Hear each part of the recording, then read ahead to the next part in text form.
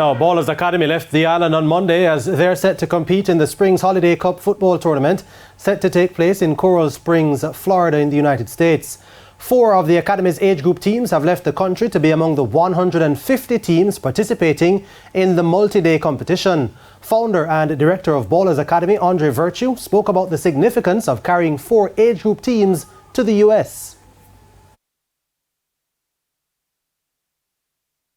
To give exposure, we want to start as young as we can with these boys. Some of these boys have never travelled outside of the country, so we want to get that exposure. We want them to have different opportunities to play in different environments against different styles of plays.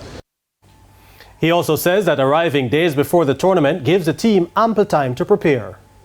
We're going to have training in the morning, practice games in the evening, and the purpose of that is that we get the boys in an environment that is conducive for learning. So they're going to play, train in the morning, game in the evening, watch the tape, discuss it, go back to the training ground, work on those, and I think that is going to prepare them better to participate in the tournament.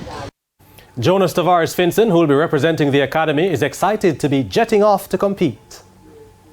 I'm really looking forward to it. I'm hoping that we go into it looking good and we win. I think I'm in a pretty good shape, but my heel is giving me problems.